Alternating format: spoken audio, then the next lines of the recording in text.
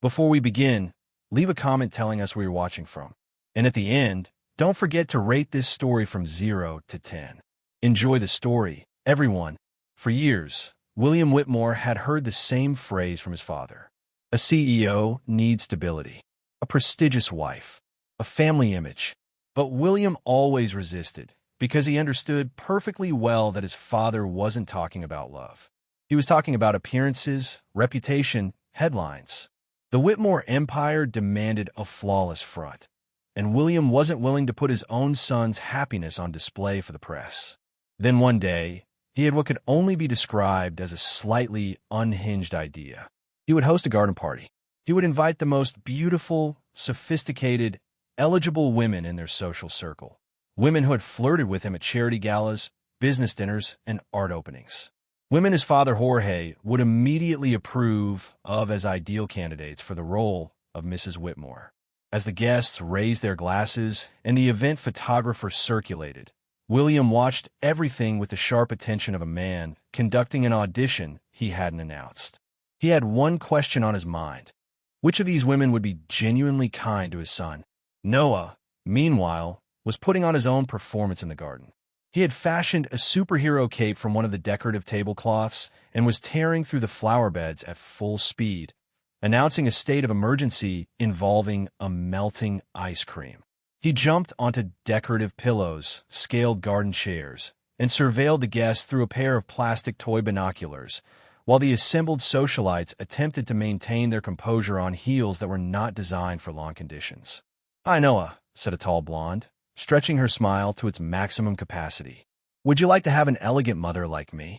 "I'd like to have a rocket that shoots marshmallows," Noah replied and sprinted off. A second woman approached him with a gift box.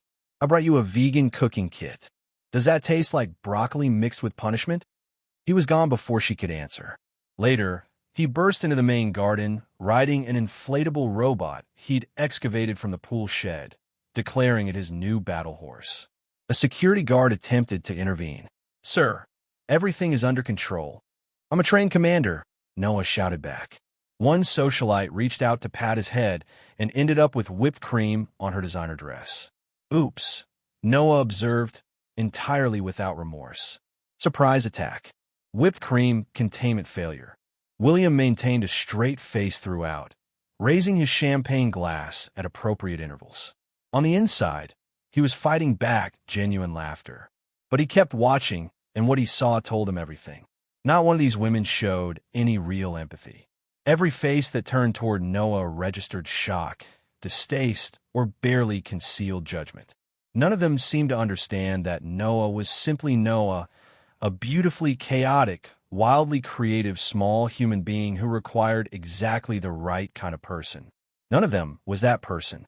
At the back of the property, near the outdoor buffet kitchen, Eliza was in the middle of negotiating with a pot of red berry sauce that had developed its own opinions about the afternoon.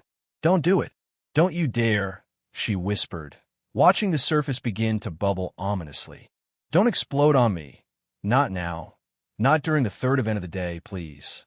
She was exhausted in the specific way of contract workers who arrive before anyone else and leave after everyone has gone home. She set up tables, assembled mini burgers, defused small kitchen catastrophes, smiled at impossible clients, and managed all of it on the knowledge that rent was due in 2 days. When she heard footsteps behind her, she assumed it was another waiter coming with an impossible request. It was not a waiter. It was a small blond boy with bright eyes and 2 plastic spoons dangling from his ears like extremely avant-garde jewelry. "Hi," he said. "Are you lost?" "I'm Noah. Do you have pancakes?" Eliza raised an eyebrow. "Not on the party menu, but I can make some. Pancakes happen to be my secret specialty." "With syrup?" "With anything you want. But only if you promise not to tell the chef I singed half the strawberries." "Deal. And I'll take whipped cream in honor of the queen of Planet Pancake." 10 minutes later, Noah was installed on a fruit crate like a small king on a vegetable throne, working through a stack of pancakes with the focused appreciation of a professional food critic. "These are officially the best pancakes in the universe," he declared. "And I've had pancakes made with corn chips once. My nanny grabbed the wrong bag." Eliza laughed. "Well, I know how to cook, and I only yell when the rent is due. You're different from the other ladies out there. Noah studied her with a directness that only children and very senior executives can get away with. You don't smell like a perfume warehouse. You actually listened to me, and you gave me a napkin and a pancake. I vaguely remember my name is Eliza, not Pancake Inspector. I prefer General Noah. He informed her, clearly having already promoted her in his mental hierarchy. Eliza laughed again, shaking her head. The boy was completely impossible and entirely charming. Later, as the sun slanted toward the tree line and the socialites began retreating to fix their hair and assess the damage to their dresses, William pulled Noah aside. So, champ, did you enjoy the party? There was magic. There was chocolate. One lady called me the CEO, sweetie, and tried to pinch my cheeks, so I fled the scene. William swallowed a laugh. Can I ask you an important question? If it's about brushing my teeth, I did. Just the top ones. It's something else. William crouched to his son's level. Of all the women who came today, which one would you choose? If you could choose someone to be your mother. Noah's expression went through several stages of deliberation. He opened his mouth, closed it, thought hard, snapped his fingers with the energy of a cartoon detective reaching a breakthrough, and then pointed directly at the kitchen tent with the confidence of someone who has solved a very important equation. Silence fell across the immediate area.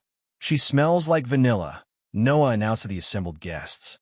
She makes pancakes with whipped cream and strawberries. And she gave me the rank of general without me even asking. Every head turned. Eliza stood in the kitchen doorway, holding a spatula, her hair containing a small quantity of whipped cream. She looked as though she had been dropped without warning into the third act of a television drama. I'm just a caterer, she managed. I want her as my mom, Dad, Noah said, with the unshakable conviction of a 6-year-old who has made up his mind. The pancake lady. William froze. Eliza blinked. A socialite dropped her glass. Another inhaled a mini spinach quiche at the wrong moment. And in the silence that followed, something very significant was about to happen. The silence lasted exactly 3 seconds. Then chaos arrived. No. Eliza was waving the spatula like it could reverse the situation. Everyone, there's been a misunderstanding. I work for the catering company. I barely know this child. But Noah kept pointing at her with the absolute certainty of a general issuing orders. Dad, she's perfect. She makes pancakes that practically float. She smells like vanilla. And she did not call me sweetie or attempt to pinch anything. The socialites exchanged looks of varying horror. One whispered to her neighbor, a caterer. The child is 6 and already has unconventional taste. William stood caught between social embarrassment and the specific tenderness of watching his son genuinely light up for the first time in a very long time. He was about to find something to say when a deep, authoritative voice cut through the garden like a blade. What exactly is happening here?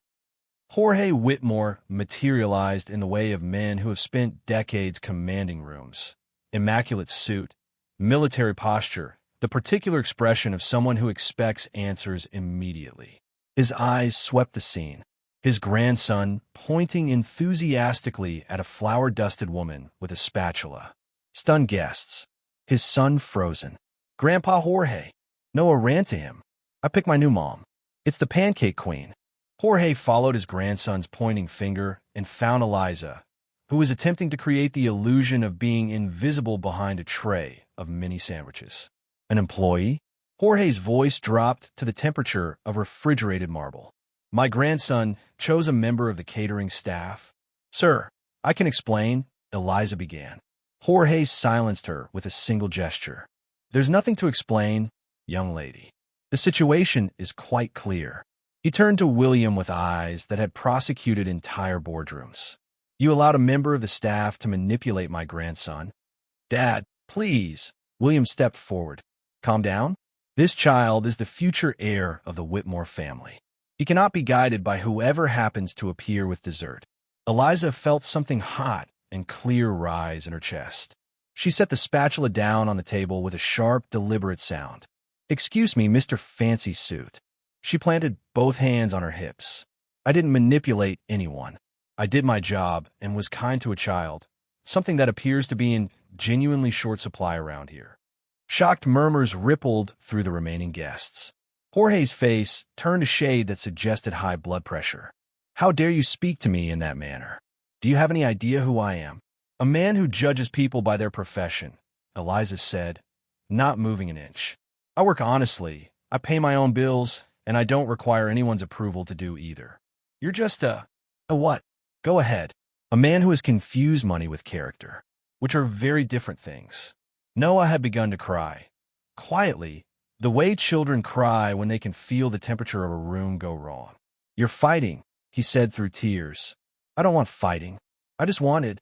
William saw his son's face, and something inside him made a decision faster than his brain could organize it.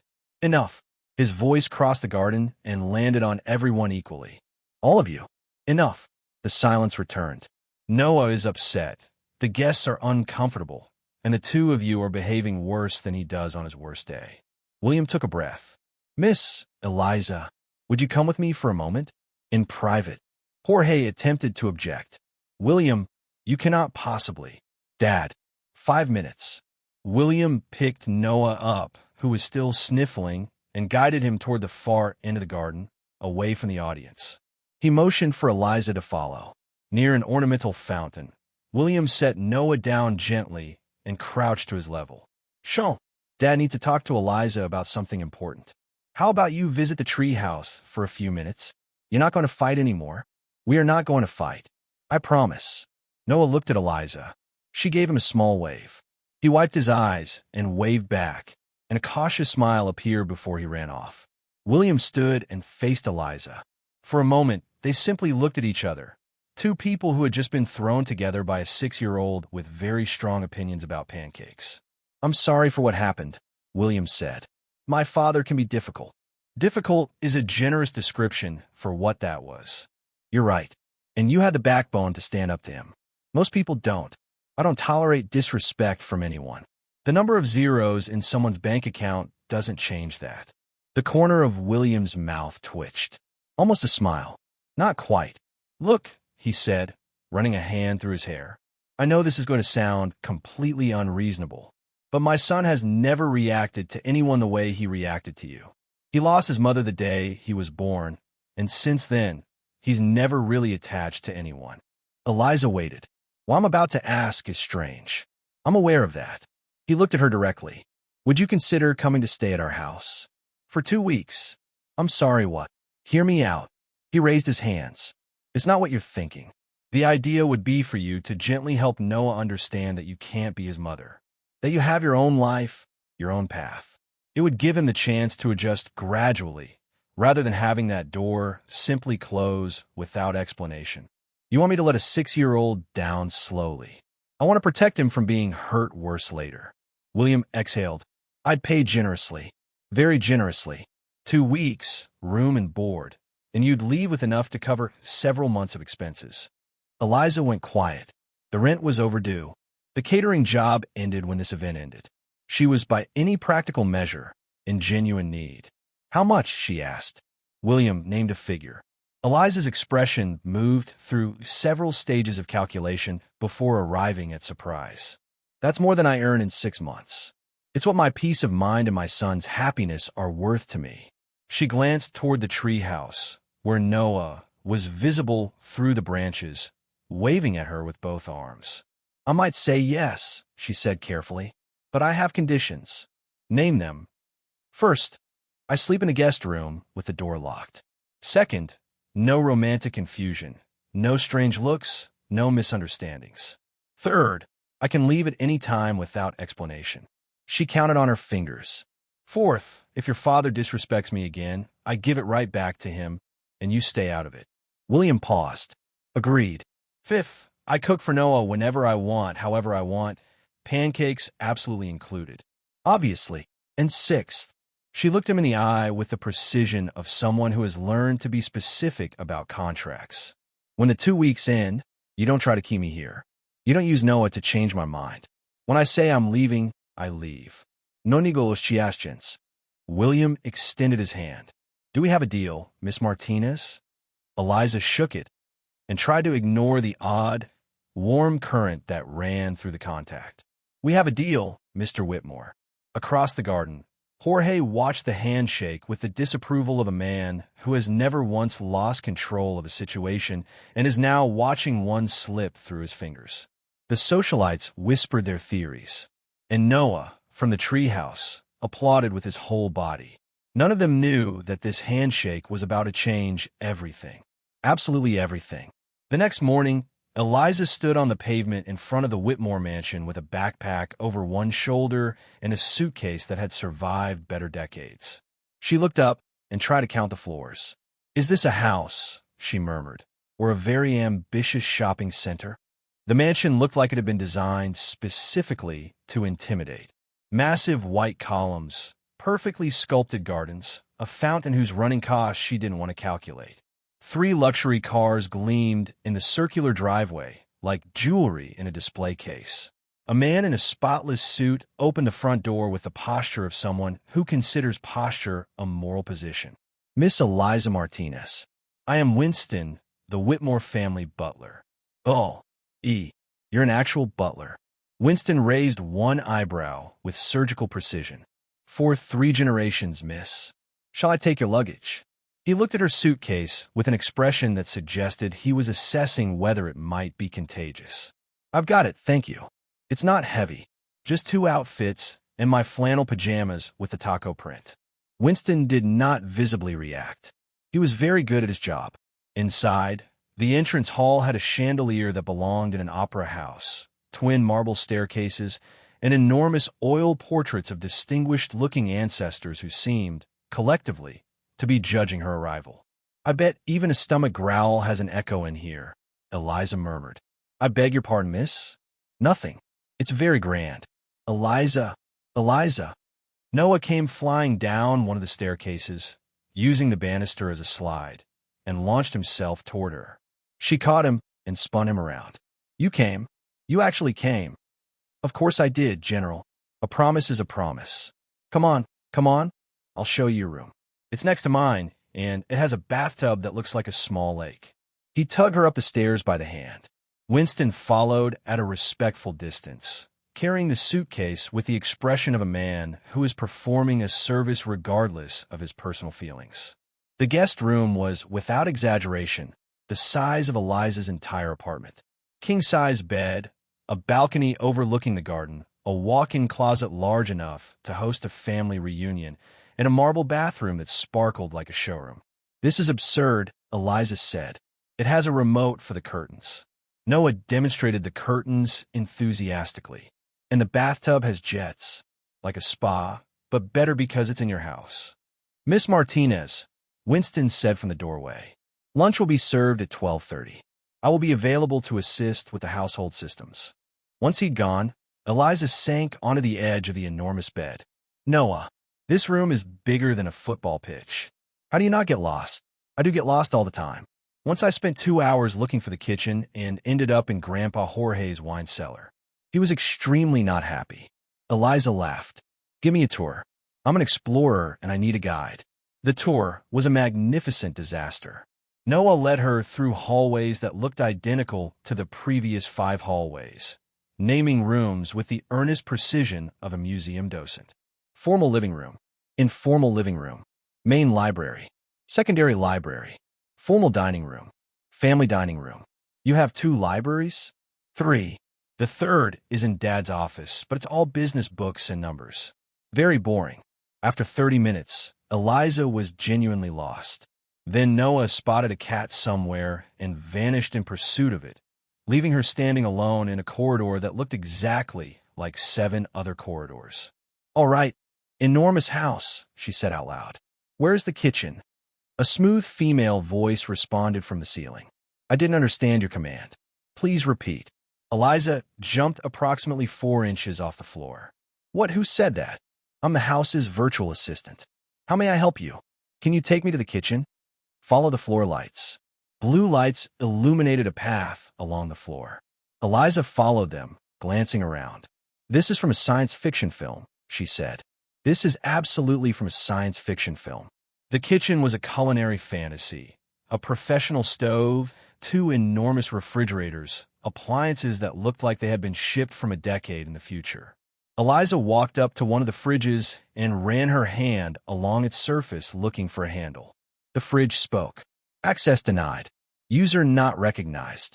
I'm a person. I'm recognizably a person. Please register your fingerprint on the security panel. I just want a glass of water. She pressed several buttons speculatively. The refrigerator began flashing red and emitting an alarm. Warning. Unauthorized access attempt. Calm down. It's just me. I have no bad intentions toward your contents. Winston appeared in the kitchen doorway, looking as though he had practiced composure specifically for moments like this. Miss Martinez, what are you doing? Trying to get water? This refrigerator has trust issues. The kitchen has integrated security protocols, miss. I'll register your access credentials shortly. He deactivated the alarm with a quiet sequence of keystrokes. Security systems on a refrigerator, Eliza said. What exactly is being stored in there? Documents? Geological samples? William appeared in the doorway, dark suit, serious expression, very much the CEO he was. He looked at Winston, who maintained perfect neutrality. He looked at Eliza, who was clearly embarrassed. Winston, what was that alarm? A brief interaction with the household system, sir. Miss Martinez is familiarizing herself with the protocols. William looked at Eliza for a fraction of a second longer than strictly necessary, then looked away. Miss Martinez, if you need anything, he nodded toward Winston, just ask. He left the kitchen with the energy of a man removing himself from a situation as efficiently as possible. Later, after a formal lunch, during which Eliza received an informal tutorial on which of the 6 forks to use at each stage, she decided to find the bathroom attached to her room and take a long, restorative bath. She opened a door confidently. It was not her bathroom. William was stepping out of the shower wearing only a towel and a completely stunned expression. They both froze. Eliza's eyes moved briefly in a direction they should not have moved. Wrong door, she stammered. We should, William began. Sorry, I wasn't looking. She covered her eyes with both hands. You're looking, he said, attempting to stay composed. I'm not looking. Your fingers are apart. Eliza snapped her hands shut and fumbled for the door, walking into the wall. Where is the door? Why does this house have so many doors? Slightly to your left. Your left or my left? The left of a person who is facing. You do realize you're spinning in circles, William said, and now he was definitely trying not to laugh. She found the doorknob and exited at significant speed, pulling the door shut behind her with considerable force. Outside in the corridor, she leaned against the wall. Focus, she told herself quietly. Just focus, Eliza.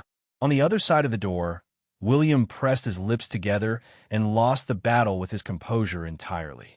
At the end of the hall, Noah observed everything with a mischievous expression that was very much his father's. Dad, why does Eliza look like a tomato? William appeared in the doorway, dressed, hair still damp. She got lost. Again? I'm going to make her a map. He ran off, already planning. William and Eliza looked at each other briefly from opposite ends of the corridor, both flushed, both pretending not to be, neither of them fooling anyone. And that was how the first day in the Whitmore mansion came to its memorably eventful close.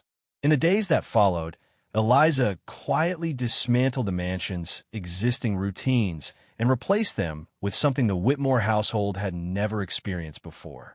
Genuine fun.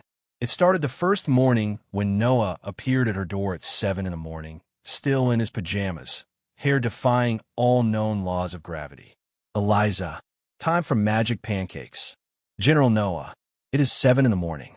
The birds are still asleep. The birds are lazy. I've already brushed my teeth, washed my face, and fed my fish. I need pancakes for superhero energy. In the kitchen, Eliza showed him her signature technique, tossing the batter and catching it in the pan, with full acknowledgement of the risks. Is that actually possible? Noah asked, fascinated. You just have to calculate the trajectory, trust the physics, and hope it doesn't meet the ceiling. And if it meets the ceiling, then we become scientists and study what we've invented. On the third attempt, the pancake did meet the ceiling and remained there. Noah laughed so hard he slid off his stool. We have a ceiling pancake. We have a ceiling pet. Winston appeared in the doorway, looked up, registered what he was seeing, exhaled slowly, and walked away without a word. Through the kitchen's glass partition, William stood with his coffee and watched Eliza with Noah.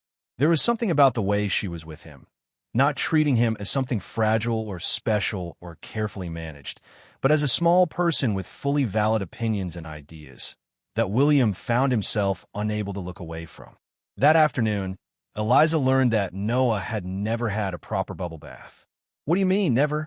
My old nanny said bubbles make a mess and that boys don't need unnecessary things. That nanny, Eliza said, had a tragically limited understanding of what constitutes a necessary thing. We're going to fix this immediately. She filled the tub with warm water and an unreasonable quantity of soap until the bubbles reached architectural scale. Noah stepped in and stared. It looks like a cloud. Blow on it. She handed him a straw. An hour of foam castles, soap boats, and bubble beards followed.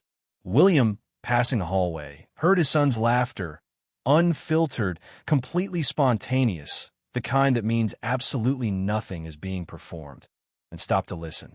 It had been a long time since he'd heard Noah laugh like that. At dinner, Eliza invented the funny voices game, where each person described their day while imitating a character. Noah chose to be a malfunctioning robot. William resisted for approximately 4 minutes before attempting a cowboy. Even Winston, while serving the main course, contributed several pirate-inflected observations about the soup. Jorge arrived during the middle of the game and stood in the doorway watching his serious, controlled son doing cartoon voices, his grandson in tears of joy, and a catering employee running what appeared to be an impromptu comedy hour at the formal dining table. He left without speaking, but his expression, for the first time in a long time, contained something that was not quite disapproval. That night, after Noah was asleep, Eliza stood on her balcony watching the illuminated garden. The night air was cool, and she felt unexpectedly settled in a place that had seemed entirely foreign 48 hours ago. Can't sleep? She turned. William stood at his balcony door, holding 2 mugs. Still adjusting to the quiet, she said. In my apartment, there's always traffic, neighbors, dogs. All of it. That must feel very different here. Different, not necessarily worse. Just different. He crossed to her and offered one of the mugs. They stood in silence for a moment, looking out at the city lights in the distance. Can I ask you something? William said. Sure. Why are you so natural with him? Most people either get intimidated or they try too hard. You yourself. Eliza thought about it. I think it's because I remember what it felt like to be a child and not be taken seriously. My parents died when I was small, and my aunts raised me, but they talked about me like I wasn't in the room. Eliza is so stubborn. Eliza is so messy. Like I was a difficult object, not a person with feelings. I am sorry. Don't be. It made me stronger, and it taught me that children need to be heard, not just managed. William watched her profile in the light. There was a quality in the way she spoke, an honesty he almost never encountered in his world of managed impressions and strategic presentations. What about you? She asked. What's it like being a single father? He exhaled. Terrifying. Every day, I wonder whether I'm doing anything right, whether he'll grow up happy, or whether he'll someday understand that the choices I made were wrong ones. He loves you completely. That's visible from any distance. But is that enough? Sometimes I look at him and think of the mother he never had a chance to know, and I feel responsible for that absence in ways I can't fix. You don't have to be both, Eliza said. You just have to be the best version of the one you are. And from everything I can see, you already are. They looked at each other, and something passed between them, a connection neither of them had anticipated or arranged. William cleared his throat. Actually, I wanted to ask about extending our arrangement. Instead of 2 weeks, 3 months. 3 months. Noah has never been this happy. And I think, he paused, choosing his words carefully, I think you're genuinely good for him. Eliza looked at him. 3 months in this house, with this man, growing closer to this child. The longer I stay, the harder it will be on Noah when I leave. What if it didn't have to be temporary? The words left him before he'd cleared them for departure. They both recognized it. "I'm sorry," William said quickly. "I didn't mean. The arrangement is the arrangement. No complications." But Eliza had already seen something in his eyes, something that made her pulse do something she was fairly sure it hadn't agreed to. 3 months, she said finally. Same terms. Same rules. Same terms. Same rules. They shook hands. The handshake lasted slightly longer than was professionally required. When they let go, both of them knew something had shifted, quietly, without announcement, in the particular way that significant things do. The following morning, Eliza was teaching Noah to make heart-shaped scrambled eggs when the doorbell rang. Winston appeared moments later with the expression of a man delivering a mild inconvenience. "Mr. William, Miss Veronica Sterling is at the door." She describes the matter as urgent and personal. William, who had been reading at the breakfast table, went noticeably still. "What does Veronica want?" "She didn't specify, sir." "Who's Veronica, Daddy?" Noah asked. "An old acquaintance," William said, in the tone of a man choosing his words carefully. Before he could say anything further, the unmistakable sound of high heels crossed the front hallway with the confidence of someone who doesn't wait to be announced. Veronica Sterling appeared in the kitchen doorway with the specific energy of a person making a grand entrance in a space that does not require one. She was everything Eliza was not: tall, architecturally dressed, blonde hair styled to the millimeter, makeup at 9 in the morning that suggested either extreme dedication or a professional on call. She removed her designer sunglasses and pushed them onto her head with the gesture of someone being filmed. "William, darling." Her voice carried the particular sweetness of something artificial. "You look wonderful. Time has been exceptionally kind." "Veronica." He stood. "What are you doing here?" "I came to see you, of course, and to finally meet this little prince." She turned toward Noah with a painted smile. "You must be Noah. My goodness. Look at you." Noah retreated slightly behind his chair. "Hi," he said, with minimal enthusiasm. Adorably shy. She reached out to touch his hair. Noah moved away. "I'm Veronica, a very special friend of your father's." Eliza observed the entire scene with growing clarity. There was a quality to Veronica's warmth, like a documentary recreation of warmth, technically accurate, but missing something essential. "And who is this?" Veronica noticed Eliza as though she were a piece of furniture that had been positioned inconveniently. "Eliza Martinez," William said. "She's here to help with Noah." "The nanny." Veronica smiled with the condescension of someone who is enjoying being condescending. "How lovely. Would you give us a moment, dear?" Before Eliza could respond, Noah drew himself up with full general energy. "She's not a nanny. She's my almost mom, and she makes pancakes that practically fly." Veronica produced a light, false laugh. "What imagination." "William, a word in private?" Reluctantly, William followed her to the living room. Eliza and Noah remained in the kitchen, and through the partially open door, fragments of the conversation found their way in. "William, I made a terrible mistake. These past months without you showed me how much I love you.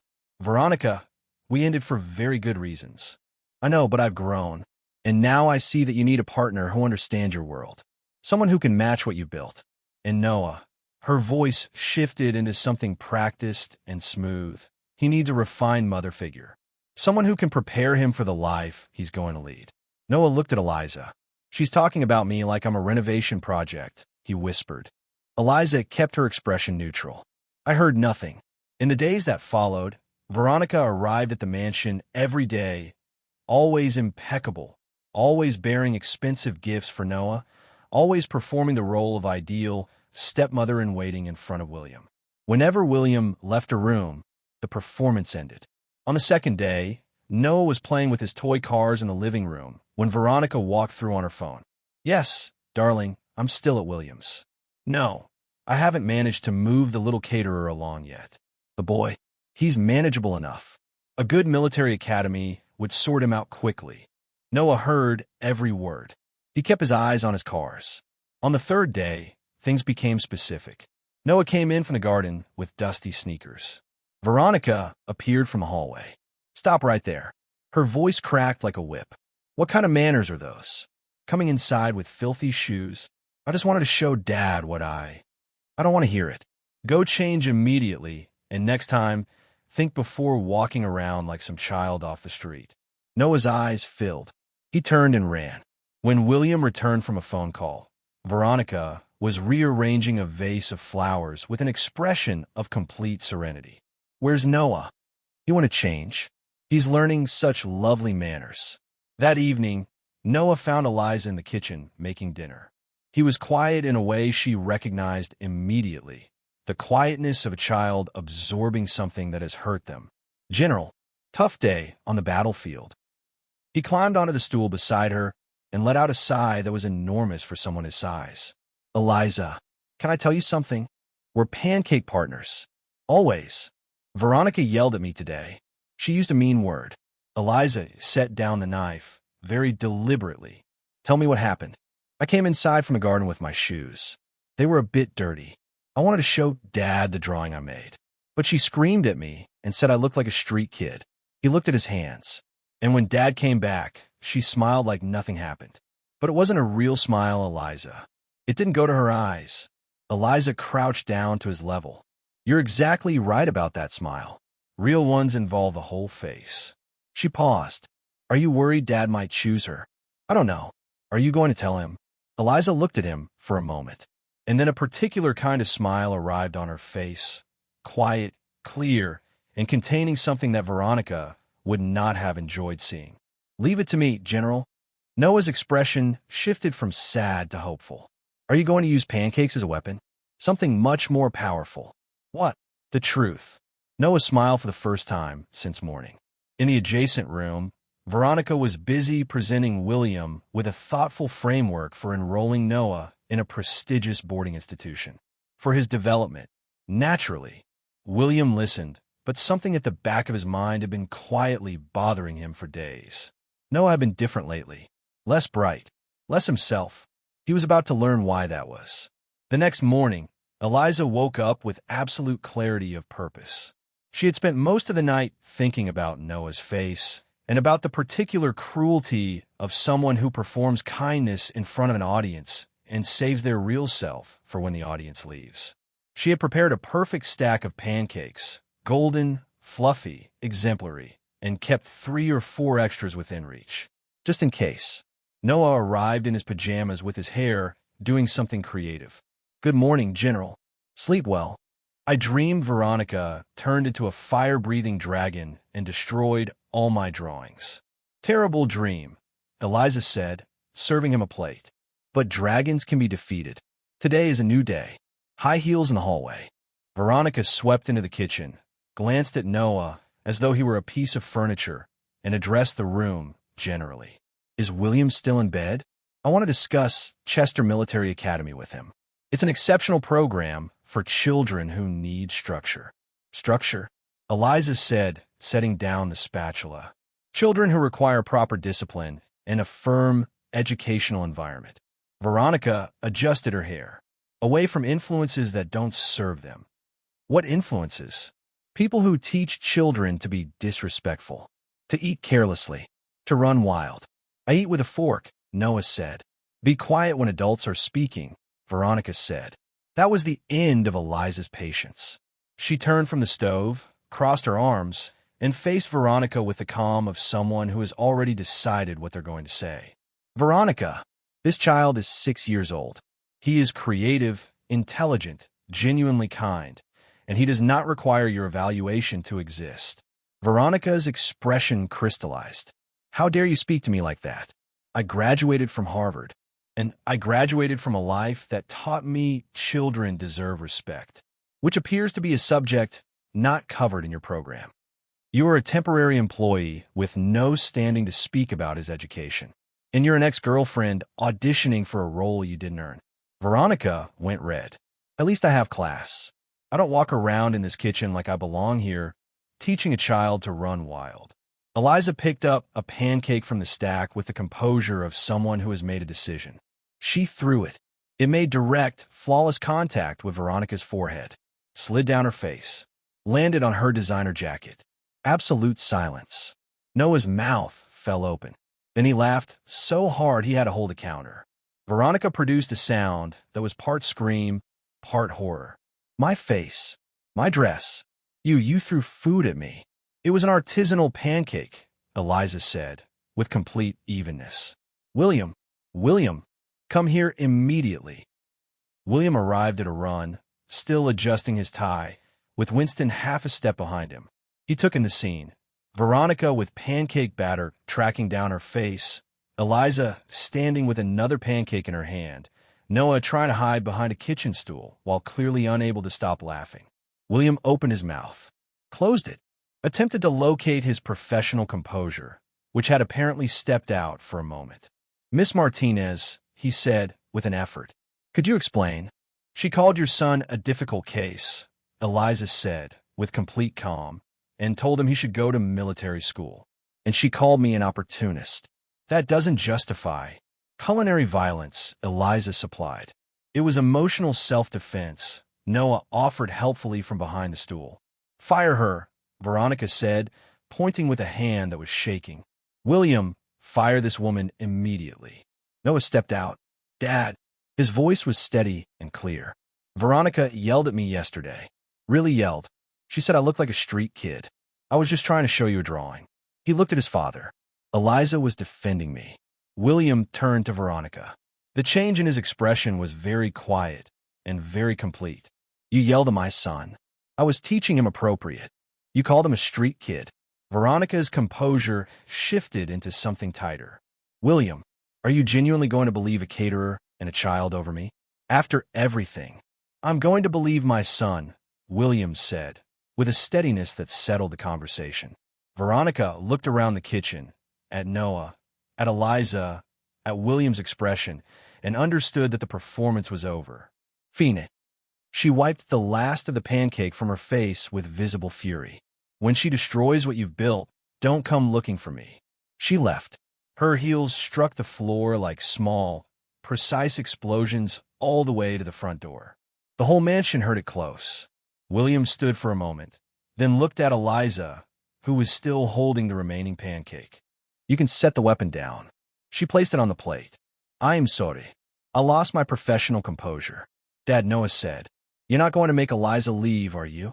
William looked at his son, then at Eliza, and then he smiled, fully, genuinely, in a way she hadn't seen from him before. No, I think Eliza was just doing her job. What job? Protecting you. Later that afternoon, Eliza accidentally touched the edge of a hot baking tray and made a sharp sound that brought William from the hallway. What happened? Nothing. Silly little burn. Let me see. There's no need to. Eliza. He said her name with a patience that suggested he was not going to be persuaded otherwise. She held out her hand. He examined it carefully, his fingers light against her skin, and went for the first aid kit without drama. When he returned, he applied ointment and a bandage with a gentleness she hadn't expected from someone who ran companies. Does it hurt? He asked, placing the bandage. No, thank you. They were standing very close. She could smell his cologne, see the fine detail of his expression. He had finished with the bandage, but hadn't quite let go of her hand yet. Eliza, what a touching domestic scene. They separated immediately. Jorge stood in the kitchen doorway, his expression glacial. Dad, don't. Jorge walked in, looking at Eliza with a coldness that was specific and deliberate. First you influence my grandson, then you assault a family guest, and now you're standing here holding my son's hand in the kitchen. Mr. Whitmore, I was not. Quiet. Jorge turned to William. You have 24 hours. Remove this woman from the property, or I'll remove you from the company. The inheritance, the position, your entire standing within this family. Choose, William. Her or your future. Jorge left. The kitchen held his absence like a held breath. William ran a hand through his hair. Eliza spoke before he could. You don't need to say anything. I understand.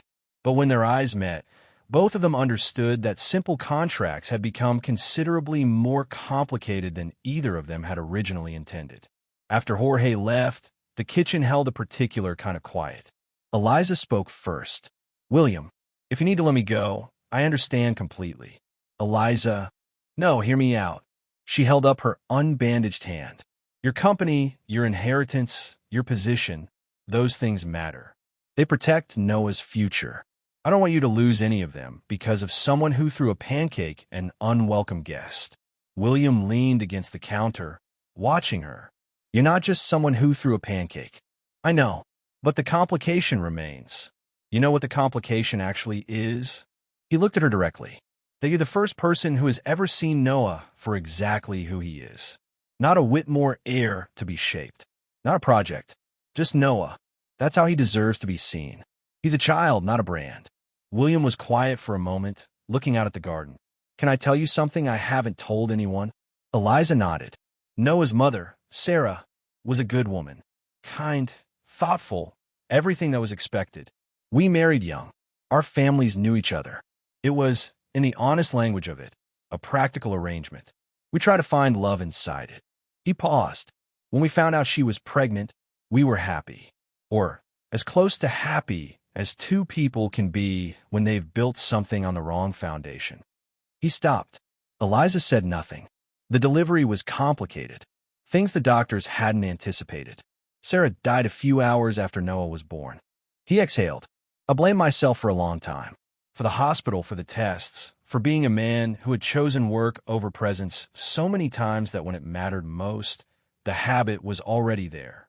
William, you couldn't have known. No, but the worst part was afterward. Noah grew up without a mother, and I had no idea how to fill that. Over the years I tried. I dated women my father approved of, suitable women, all of them appropriate for the Whitmore image. He looked at her. Noah was never unkind to any of them. I taught him manners, but he never connected. Not once. Not the way he connected with you from the first afternoon. Eliza felt her eyes fill and blinked it back. They all saw him as either an obstacle or a means of getting close to what I represent, William said. You're the first person who has looked at him and just loved him. As a child. As himself. Because that's what he is, William. He stepped closer. Which is why I need you to stay. Not just for Noah. He stopped. Looked at her. Started again. I want you close. To him. To us. The last two words arrived with more weight than he'd planned. They both recognized it. I mean, William said carefully, in your professional capacity. As his caregiver. As we agreed. Of course, Eliza said. As we agreed. But neither of them had been talking about the agreement, and both of them knew it. William left the kitchen. At the door he paused. Eliza. Yes. Thank you. For everything you've done for him. And for just being exactly who you are. That night, William dreamed about the mansion's garden, warmer than it ever actually felt. Noah running between him and Eliza in the afternoon light, all three of them laughing at something that didn't need to be explained. When he woke up, he was smiling. He lay still, tried to hold the feeling before it dissolved. A soft knock. Dad? Can I come in? Of course, champ. Noah jumped onto the bed with the efficiency of a 6-year-old who knows exactly how to use momentum. You were smiling in your sleep. Good dream. Maybe. Noah settled in beside him with the seriousness of someone approaching a board meeting. Dad, are you going to ask Eliza to marry you? William blinked. Noah, it's complicated. Why is it complicated? You like her. She likes you. I like both of you. That's 3 likes. Sounds straightforward to me. Adult situations have more layers than that. But you do like her. William looked at his son's face. Open, hopeful, those enormous expectant eyes, and understood that he was not going to be dishonest with this particular person. Yes, Noah. I like Eliza very much. Noah grinned with his entire body. Then marry her. She could be my real mom. William pulled him close. If only, he thought, it were that straightforward. 3 days later, Eliza got a call from her best friend Jessica. I tracked you down. Where have you been? Thomas is absolutely frantic. It's a long story, Jess. I'm working somewhere residential. Thomas has tickets to that art exhibit you've been wanting to see, and he booked the Italian place you loved as kids. Eliza hesitated. She'd barely left the property in weeks. She did miss her friends. I'll meet you at 6, she said. She mentioned the outing to William, who nodded without looking up from a report. Of course. You have complete freedom. At Mama Lucia, Jessica cross-examined her about the mysterious job, while Thomas greeted her with a hug that lasted slightly longer than a friendship hug typically does. They spent the afternoon in the warmth of old stories, familiar laughter, and the particular comfort of people who have known you long enough not to require explanations. What none of them knew was that William had left the office early to take Noah to dinner, and at a red light near the restaurant, he glanced toward the window and stopped breathing. Eliza was at a table by the glass, laughing with a dark-haired man who was leaning toward her across the table, holding her hand. William sat at the light for several seconds after it turned green. The cars behind him had to remind him. The whole way home, he could not dislodge the image. By dinner, his responses to Noah had reduced to their minimum viable version. "Dad, are you okay?" "I'm fine." "You don't look fine. You look like someone replaced your face with a lemon." "Just eat your dinner, Noah." "Is this because Eliza went out?" Noah studied him. "Are you jealous?" "I'm not jealous. Eliza is our employee, and she can go out whenever she likes." "But you like her." "That is not the point." Noah kept looking at him with the perception of a small person who has had years of practice at reading the adults around him. "You're jealous," Noah said again, with the quiet certainty of a diagnosis. Eliza came home at 9, still warm from the evening with her friends. She found William in the library, pretending to read. The pretense was thin. "Good evening. How was dinner with Noah?" "Fine," William said, without looking up. "How was your date?" The way he said the word told her everything. "It wasn't a date. I was with friends." It looked fairly intimate from the window of the pizzeria. "You were watching me?" "I was driving past." It was impossible not to notice. "Thomas is my childhood friend. We've known each other since we were 8. It didn't look especially fraternal. Eliza felt irritation arrive, clean and clear. "William Whitmore, I don't know you a report on my personal life. Our agreement doesn't include social supervision." "No, it doesn't," he said, standing. "But it does include a basic level of..." "Of what?" "Of not eating pizza with friends? Of not existing outside this property? Of not giving people reasons to gossip."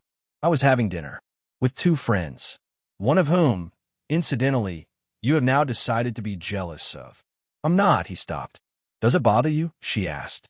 "Thomas, does it bother you?" The question landed in the room and didn't move. "Yes," William said, finally, in a voice that had given up pretending. "It bothers me, and I'm aware it shouldn't." "Why does it bother you?"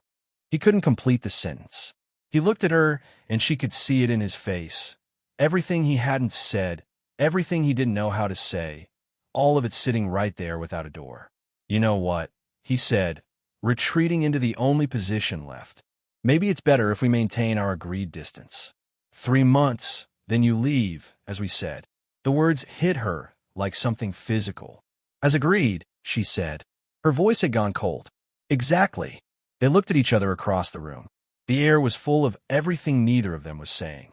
"Good night, boss," Eliza said, and left, closing the door with a precision that was worse than slamming it. William stood alone in the library, a man who had just said exactly the wrong thing to exactly the right person, and knew it with perfect clarity. Upstairs, Noah had heard everything through the slightly open door. "Adults," he said quietly, to no one, "are so completely impossible." The following morning, the mansion had returned to the temperature it had been before Eliza arrived. Cold, quiet, efficient. Eliza woke with swollen eyes and a decision. If William wanted her gone after 3 months, she would begin preparing to go now. She pulled her suitcase from the closet and began folding her things. Each item felt like packing up something that had barely had a chance to begin. Noah appeared in the doorway. "Eliza, why are you putting your clothes in a bag?" "Just organizing, General." "Why are you organizing them into a bag?" She stopped, held a shirt, found him looking at her with a directness that made dishonesty feel impossible. "You remember I mentioned I'd be staying for a while? That time is almost finished." Noah crossed the room and wrapped his arms around her legs. "But you can't leave. You're my almost mom." Eliza knelt to his level. "You are the most special boy I've ever known. But I always knew I'd need to leave eventually." "Is it because of the fight with Dad?" "Partly, yes. But you can apologize. Winston and I had a fight yesterday because he said I couldn't wear socks on my head. But this morning we said sorry, and he let me wear them as bunny ears. Despite everything, she laughed. Grown-up fights are a little more complicated than kid and butler fights. Are you really leaving? Not yet, but soon maybe. Noah walked out without another word, leaving her kneeling on the floor with a half-packed suitcase and a heart that felt like it was making the same mistake twice. Breakfast was formal and terrible. William was politely distant. Eliza was competently invisible. Noah pushed scrambled eggs around his plate with a fork and said nothing. Noah, you need to eat, William said. Why do adults always talk about food when the world is ending? Noah said quietly. William and Eliza briefly met each other's eyes. Both looked away. For days of this.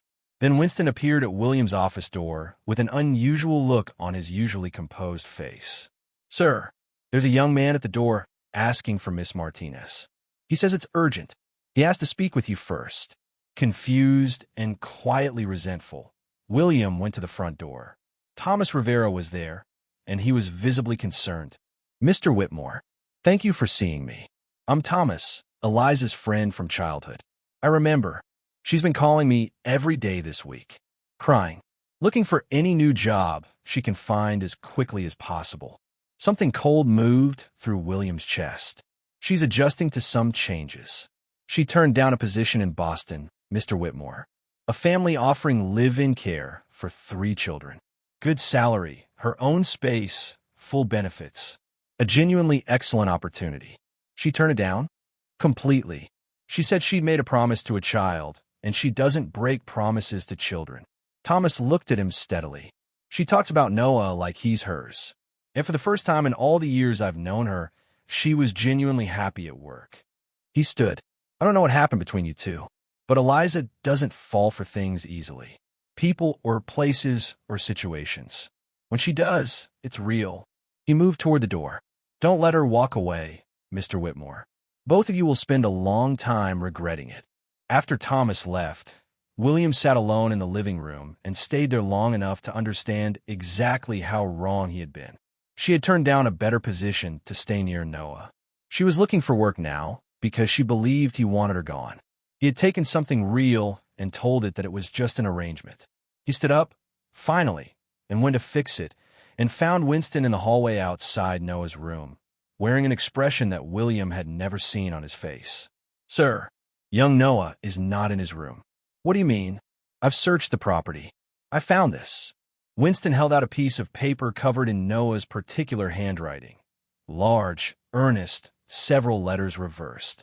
Dad, if Mommy Eliza leaves, I'm going with her. She needs someone to look after her, too.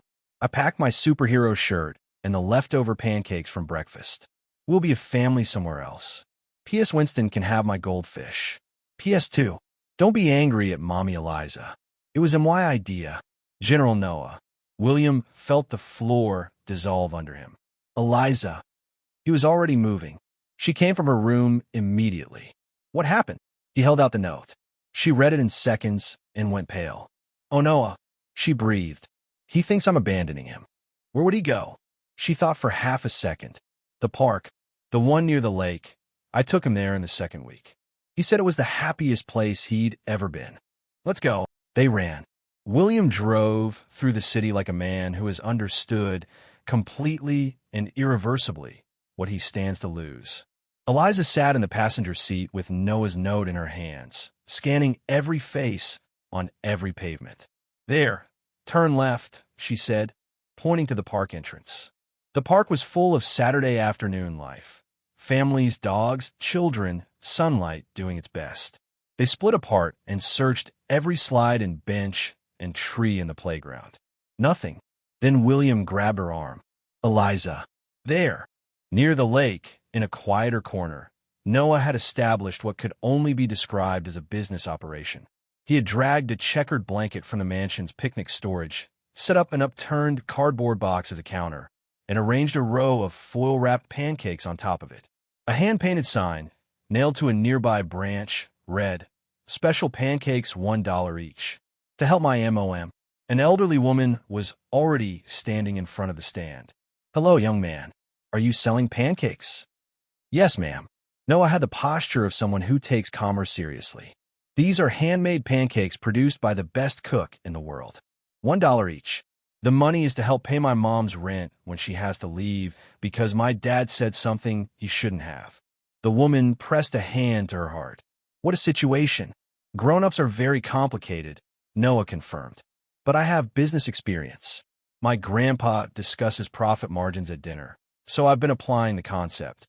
A teenage girl stopped and took a pancake. Oh wow, this is incredible. I know, Noah said modestly. My mom taught me. She learned from culinary angels. A pause. It's a long story involving a pancake on the ceiling and a refrigerator with a security complex. A small crowd was forming. More people, drawn by excellent pancakes and the world's most convincing 6-year-old salesman. A man bought 3 and handed over a $10 note. Keep the change, son. Thank you, sir. Every contribution helps my mom stay home. William couldn't hold back any longer. He and Eliza walked forward together. General Noah, Eliza said softly. Noah looked up. His face moved through relief, guilt, and love in very quick succession. Eliza, Dad, did you come to buy pancakes? Family discount applies. Noah, William crouched to his level. You scared us very badly. I am sorry, Dad, but I had to start the business. Mommy, Eliza needs money for when you make her leave. Honey, Eliza crouched beside William. Who said I was leaving? I heard you arguing. You were packing your bag. And Dad said after 3 months you'd go, like the agreement. The small crowd nearby had the decency to pretend it was looking at something else, though nobody had actually moved. William took a breath. Noah, Dad made a very large mistake. I said things I shouldn't have, and I hurt someone who deserved better. Are you going to apologize to Mommy Eliza? I am, and I'm going to apologize to you as well. Does that mean she stays? William looked at Eliza. She was looking back at him, and her expression had the particular quality of someone who is waiting to see whether the words match what was in his eyes that night on the balcony. That depends entirely on her, William said, because I was wrong, and I may have hurt her feelings, and she gets to decide. Mommy Eliza. Noah turned to her with the gravity of a judge. Will you forgive him? He gets too serious sometimes, but when you're around he smiles even when he thinks nobody's watching. Eliza wiped her eyes. Of course I forgive him, General. Everyone makes mistakes. So you'll stay? She looked at William. He looked back at her, and there was nothing calculated in it anymore. No contract, no arrangement, no careful management of what he was feeling. If you want me to, he said. I really genuinely want you to. Noah threw himself at both of them simultaneously, knocking over the cardboard counter and sending pancakes bouncing across the blanket. We're a real family, he announced to himself, to the small crowd, to anyone within range. We're officially a real family. William wrapped his arms around both of them, and something settled in his chest that he recognized distantly as the feeling he'd been trying to find for years. I think it's time to stop pretending, he said quietly over Noah's head to Eliza. Stop pretending what? That this is a contract, that you're just an employee. That I don't, he stopped. Started again. That I'm not completely in love with you. The words arrived before he had consciously dispatched them. Eliza stared at him. I knew it, Noah shouted, to the park, to the sky, to nobody in particular. The small crowd that had gathered around the pancake stand began to clap. William and Eliza looked at the crowd, then at each other, and laughed. Properly, with their whole faces, which was the first time either of them had laughed like that in 4 difficult days. Shall we go home? William said. Yes, Eliza agreed. But first we help Noah pack up his business. Can I operate tomorrow? Noah asked hopefully. No, said William and Eliza, together. But it was a success. I made $17.25. As they folded up the blanket and redistributed the remaining pancakes to the crowd with Noah's characteristic generosity, a small girl tugged on his sleeve. Are those her parents? Noah looked at William, who was helping Eliza fold the tablecloth, both of them laughing about something. He looked at Eliza, who had put her hand in William's without either of them seeming to notice they'd done it. Yes, Noah said with complete certainty. Those are my parents. That evening, After Noah had been put to bed in the highest of spirits and Winston had prepared a celebratory pot of tea that he delivered with uncharacteristic ceremony, Eliza was washing the dinner dishes when William appeared in the kitchen doorway. Winston doesn't like it when we do his work. I find it relaxing, Eliza said. And Winston already does everything else. Eliza. He came to stand beside her at the sink. About what I said in the park. She turned to face him, hands still soapy. About being in love with me? Yes. He stepped closer. I meant it. Every word. And I'm sorry it took me so long to say it honestly, and that I said so many other things in between that I didn't mean. I'm in love with you too, she said quietly. I tried very hard not to be. How did that go? Completely unsuccessfully. He reached out and touched her cheek, removing a soap bubble with a gentleness that had characterized everything he'd done with his hands today. Can I kiss you? I thought you'd never ask. The first kiss was soft and careful, the way things are when people aren't completely sure something wonderful is really happening. Then Eliza wrapped her arms around his neck and pulled him closer, and William kissed her the way someone kisses another person when they have been holding something back for quite long enough. When they separated, both of them were considerably less composed than when they'd started. Wow, Eliza said. Wow is an accurate assessment. William agreed, his forehead resting against hers. From the top of the staircase came the sound of enthusiastic clapping. Noah stood at the landing in his pajamas, applauding like a very small theater critic. Noah, William called up. What are you doing out of bed? Getting water, and witnessing a historic moment. He ran down the stairs. Are you officially boyfriend and girlfriend now? Because I already wrote the house rules. How many rules? 23. I've been very thorough. They were still laughing when he reached them, and all three of them were still laughing when Noah produced the rules from his pajama pocket. Carefully folded, written in his largest handwriting, clearly prepared well in advance. Rule 1. No whispering where I can't hear. Rule 2. Kisses are allowed, but not at the dinner table. Rule 3. Pancakes are mandatory every Sunday. How long have you been working on this? Eliza asked. Since the second week, Noah said. William met Eliza's eyes over their son's head, and both of them understood at the same moment that this small, impossible, magnificent person had known exactly where all of this was going long before either of his parents did. The next morning, William woke up still smiling. Over breakfast, while Noah delivered an elaborate financial retrospective on yesterday's pancake operation and its projected growth potential, Jorge appeared in the dining room doorway. His timing, as always, was precise. Good morning, family. The temperature in the room shifted. Noah, characteristically, addressed it directly. Grandpa Jorge, guess what? Dad and Eliza kissed last night. Properly, like in the movies. Jorge went very still. He looked from William to Eliza, whose expression remained composed but watchful.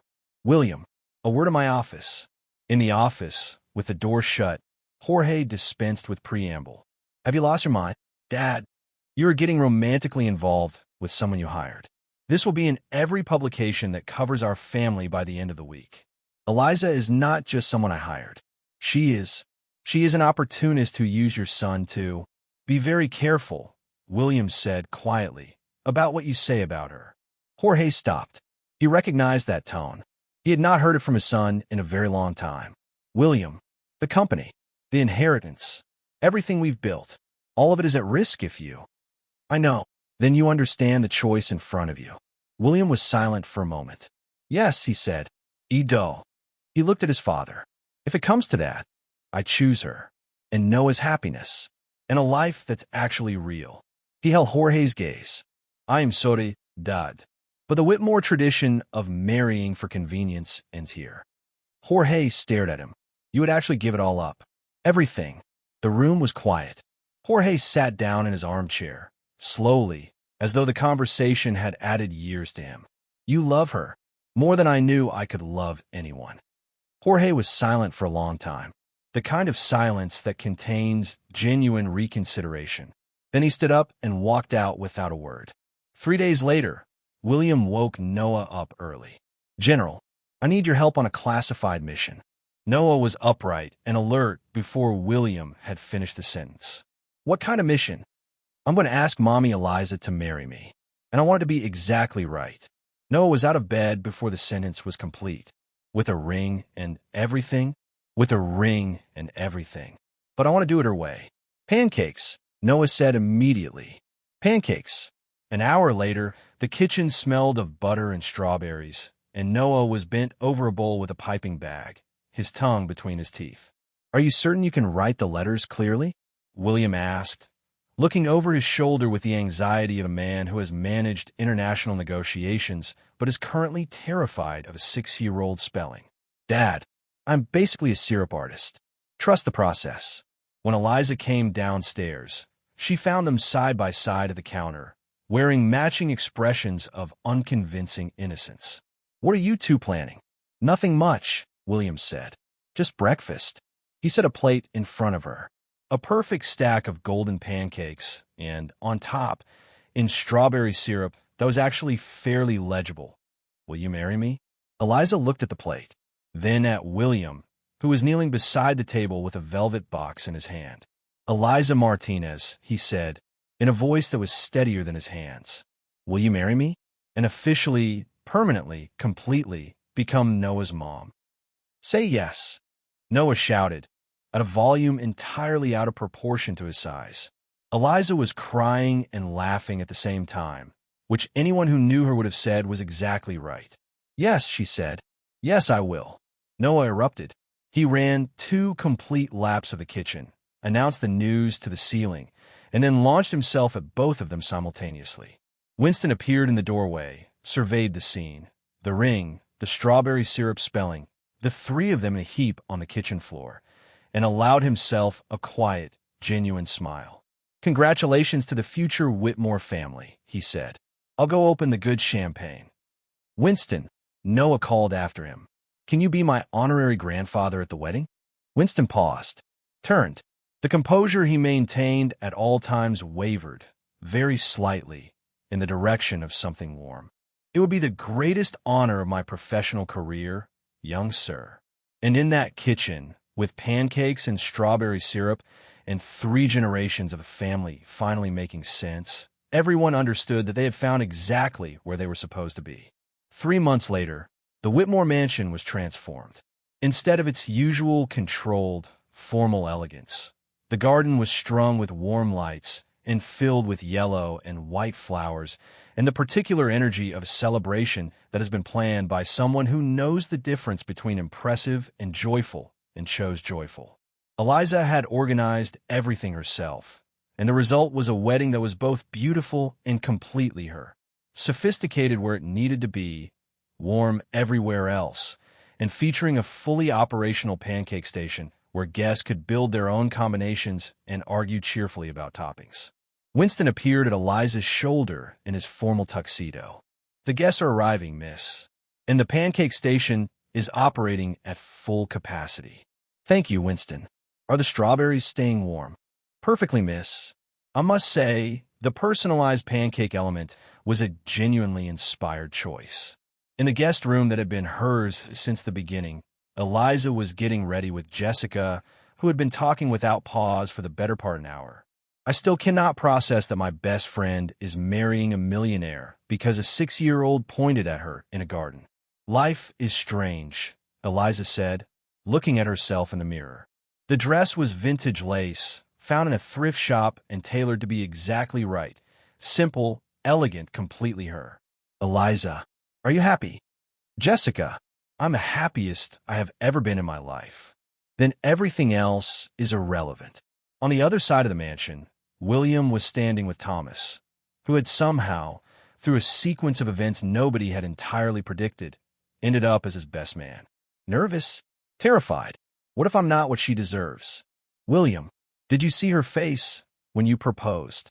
Thomas straightened his tie. That woman loves you completely, and you've been a family for months already.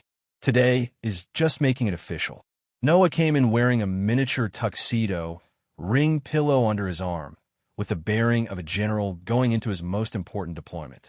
Dad, I'm ready for the mission. How are you feeling, champ? Like today is the best day of my entire life. He considered this. She also promised Sunday pancakes for life. So it's actually even better than it sounds.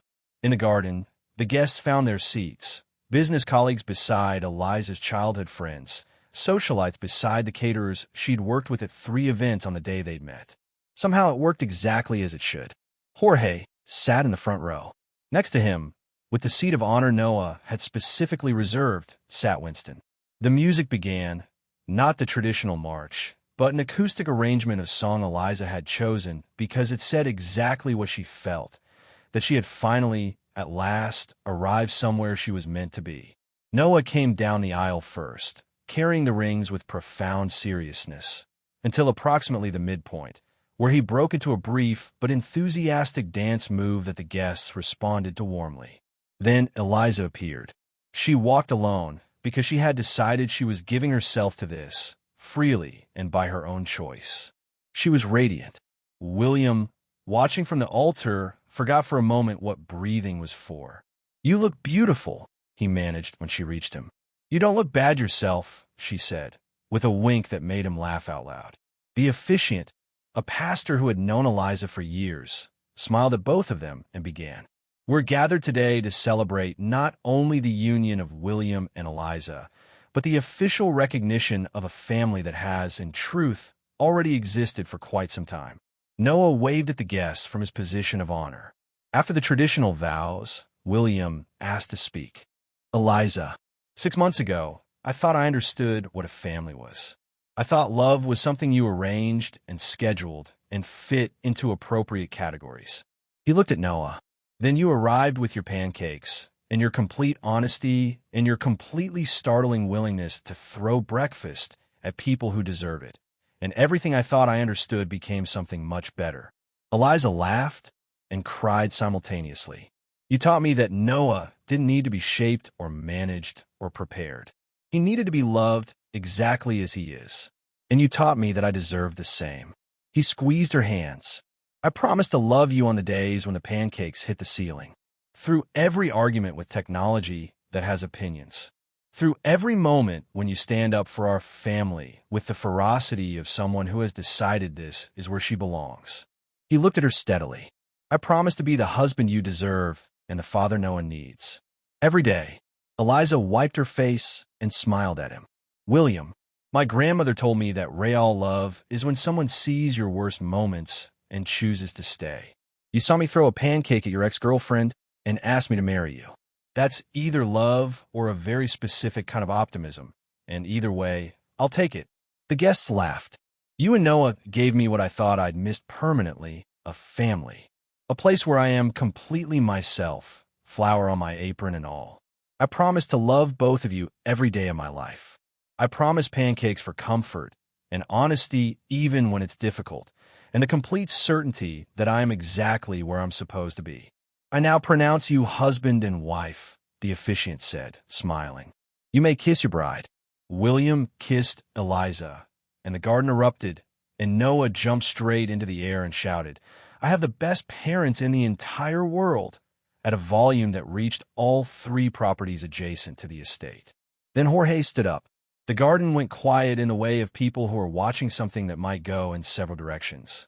He walked to the front, stopped in front of Eliza, and said, clearly enough for everyone to hear, "Eliza, I owe you an apology. Mr. Whitmore, please. I spent months judging you for every wrong reason. I was so committed to what I thought this family should look like that I couldn't see what it actually needed." He glanced at William, at Noah, at the light in all 3 of their faces. "I haven't seen my son this happy since before he had reason not to be. And my grandson," he shook his head, "he is whole in a way I don't think he's ever been." He held out his hand to Eliza. "Will you forgive a stubborn old man who took too long to understand something simple?" Eliza looked at his hand for one moment. Then she hugged him. Jorge stood with his arms slightly out, surprised, and then slowly put them around her. "We're family now," she said simply. "That's all." "Family hug," Noah announced, and dove into the middle of all of them before anyone could object. The garden laughed and cheered, and the pancake station did extraordinary business, and the music played until the string lights were the only source of illumination. And long after the last guest had drifted home, William and Eliza stood together in the garden, watching Noah chase fireflies with the focused energy of a child who intends to catch every single one. "How does it feel, Mrs. Whitmore?" William asked. "Like every hard day in my life was exactly the right preparation for this one." He kissed her softly. "Dad, Mom." Noah materialized at full speed. "Can I stay up late? It's a special day." "You absolutely can, champ," William said. "And can we have pancakes for breakfast tomorrow? With the syrup that writes things?" "We can have pancakes every Sunday for the rest of your life," Eliza said. That was the deal. Noah considered this with deep satisfaction. "Best deal ever made," he pronounced, and ran back toward the fireflies. William put his arm around Eliza, and they watched him, this small, impossible, completely magnificent person who had pointed at a woman with a spatula and a streak of whipped cream in her hair and announced, with the certainty of someone who already knows that this was his family. He had been right all along. He usually was. What did you think of Eliza and William's story? Leave your thoughts in the comments and rate it from 0 to 10. Subscribe and turn on notifications so you never miss our next story. And check out more heartfelt tales on the end screen.